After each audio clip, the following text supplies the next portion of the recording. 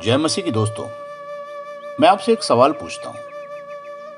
जब आपको किसी बात की चिंता रहती है तो आपके आसपास के लोग, आपके फैमिली के लोग कई बार बोलते हैं चिंता मत कर, सब ठीक हो जाएगा, टेंशन मत ले, टेंशन मत ले।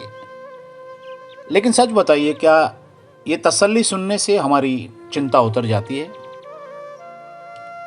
क्योंकि आपको आपकी चिंता, आपकी टेंशन पता होता है।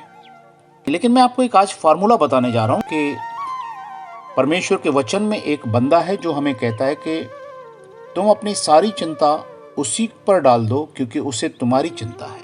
ये पतरस भाई साहब कहते हैं, पहला पतरस 5 अध्याय के 7 वचन में। अब ये बंदे की अगर हम हिस्ट्री देखें तो ये एक ऐसा बंदा था जिसने इतनी टेंशन करी। पहले तो ये बंदा बहुत एक्साइटेड था। जब प्रभु यीशु मसीह ने कहा कि मैं जल्दी से पकड़वाया जाऊंगा और मार डाला जाऊंगा, तो इसने तलवार खींच ली मयान से और कहा, कौन माई का लाल आपको हाथ लगाएगा?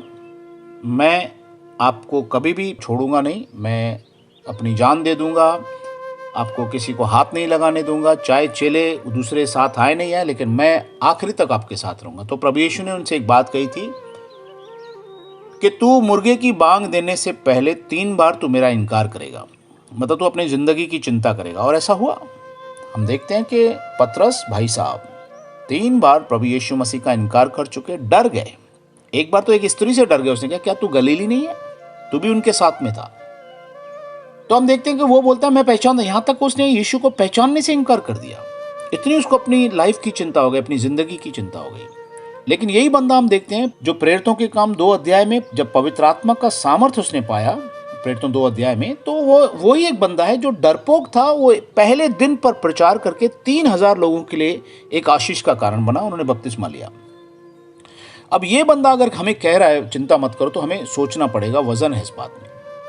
तो हमें अपनी चिंता उस पर देनी है। प्रभु यीशु मसीह ने भी यही बात कही थी। मत्ती रचित सुसमाचार 11 अध्याय के 28 में कहा था, हे सब बोझ से दबे हुए लोगों, मेरे पास आओ, मैं तुम्हें विश्राम दूंगा। एक ऐसा गुरु है, एक ऐसा प्रभु है जो कहता है तू टेंशन मुझे दे। नहीं तो इस दुनिया में तो हम देखते हैं कि सभी टेंशन देने वाले, कोई लेने वाला नहीं टेंशन। यीशु मसीह एक ऐसा गुरु है, प्रभु है, जो टेंशन लेने वाला है हमारे। बाकी सब तो आजू बाजू से लेकर छोटे से बड़ों तक देखोगे, सब टेंशन देने वाले हैं भाई साहब लाइफ में। ऐसा कोई बंदा बहुत मुश्किल मिलेगा जो आपका टेंशन ले ले। तो प्रभु यीशु ने कहा तू अपनी सारी चिंता मुझे दे दे। लेकिन नंबर 1 चीज, क्या हम चिंताएं उसको देते हैं? एक बार एक बंदा 20 किलो का बोझा लेके रास्ते से जा रहा था, तो एक ट्रक वाले ने तरस खा के रोक दी ट्रक और उसे कहा, भाई साहब पीछे बैठ जाओ, आराम से मैं छोड़ देता हूं। जब गाड़ी आगे बढ़ी तो क्लीनर ने पीछे छोटी विंडो में देखा, तो वो भाई साहब ट्रक में तो बैठे हैं, लेकिन बोझा ट्रक में नहीं रखा, बोझा अपने सर पे रख के बैठा हुआ था। तो ट्रक वाले ने गाड़ी रोकी। उसने कहा, भाई साहब क्या कर रहे हो? आप मेरी गाड़ी में बैठे हो, माल बाजू में रख दो, रिलैक्स होके बैठो। यही हाल है दोस्तों।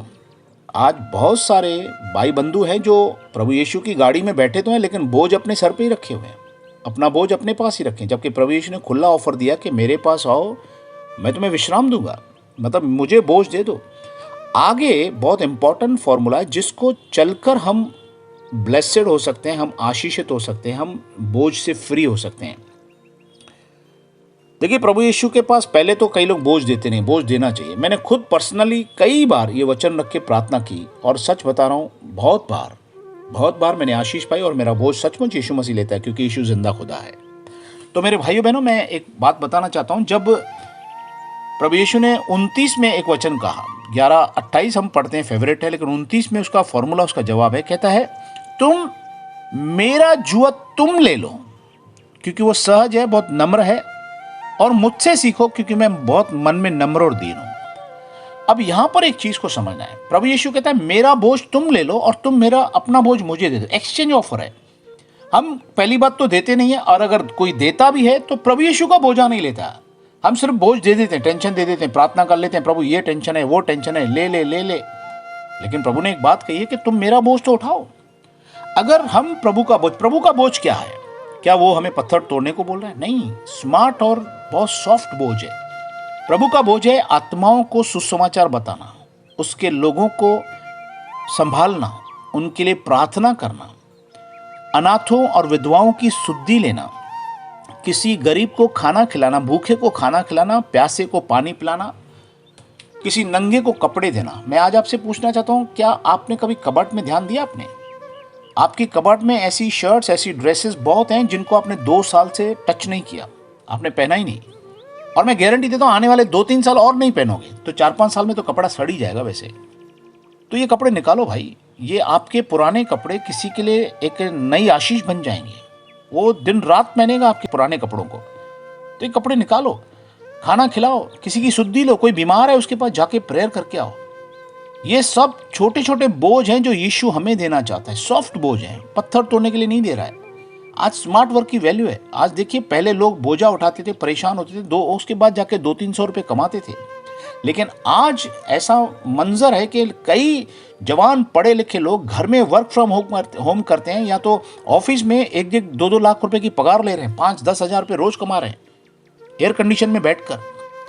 तो प्रभु यीशु मसीह भी हमें सॉफ्ट काम दे रहे हैं। हम आप अपने कमरे में बैठकर दुआ कर सकते हो, किसी के लिए प्रेयर कर सकते हो, किसी के साथ मिनिस्ट्रीज के लिए प्रेयर कर सकते हो, सेवकाइयों के लिए प्रार्थना कर सकते हो, सेवकों के लिए प्रार्थना कर सकते हो, कलीसिया के लिए एक ब्लेसिंग बन सकते हो। पास्टर से पूछ सकते हो, पास्टर मैं आपका बाइबल उठाने के लिए तैयार हूँ।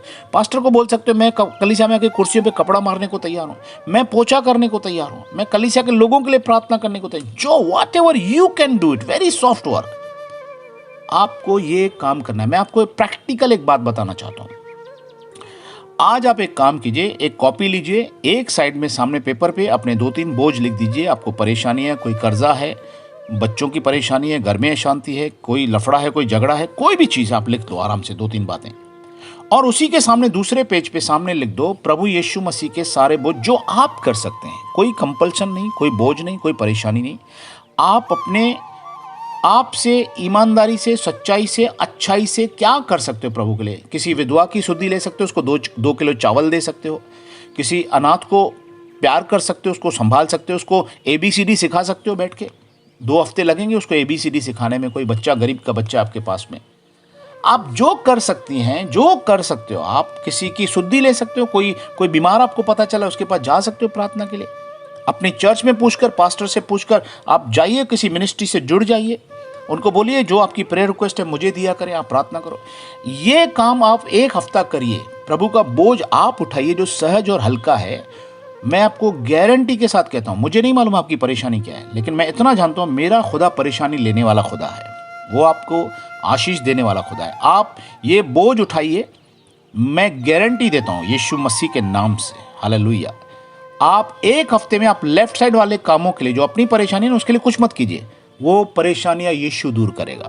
प्रभु यीशु के नाम में ऐसी ताकत है, उसके वचन में ऐसी सामर्थ्य है, जो वो कहता है वो पूरा करता है। आप ऐसा करके देखो मेरे भाई, आपको मजा आ जाएगा लाइफ का। उसका नम्र, अच्छा, सहज वाला बोझ आप ले लो, आप फिर देखो प्रभु कैसे काम करता है। तो मैं विश्वास करता हूं प्रभु ने आज आपसे बातें करी है, पवित्र आत्मा ने आपसे जरूर कुछ कहा है, और प्रभु का राज्य बढ़ाने के लिए उसको चिंता है, उसको यही चिंता है कि उसका राज्य बढ़े। वो चाहता है कि कोई भी आत्मा नाश न हो, परंतु हर एक को मन फिराव का अवसर मिले। तो आप एंकरेज कीजिए लोगों को, सुसमाचार सुनाइए, जो कुछ आप कर सकते हैं। आप मिनिस्ट्री जानते हैं क्या क्या करना चाहिए यीशु के लिए, नहीं तो पूछिए अपने पास्टर से, एल्डर से पूछिए, और सेवा में लग जाइए। आप अपने लेफ्ट साइड का पन्ना जल्दी देखोगे खत्म हो जाएगी सारी परेशानियां, क्योंकि यीशु उन परेशानियों को दूर करेगा, सिस्टम से दूर करेगा। प्रभु के पास आइए, प्रभु की महिमा कीजिए। और अगर आपको लग रहा है कि ये मैसेज किसी आपके दोस्त के लिए आशीष है, तो प्लीज़ उसे फॉरवर्ड कीजिए और उसे कहिए कि ये चैनल सब्सक्राइब करे, ताकि छोटे छोटे मैसेजेस आपको हमेशा मिलते रहें, ताकि आपके जीवन की छोटी समस्याओं का प्रैक्टिकल जवाब मैं दे सकूं और आपके लिए मैं ब्लेसिंग बनूं। God bless you. मेरे लिए दुआ करें ताकि हम और प्रभु की सेवा में बढ़ें और आत्मिक जीवन में बढ़ें। प्रभु यीशु के नाम से आपका बहुत बहुत धन्यवाद। God bless you.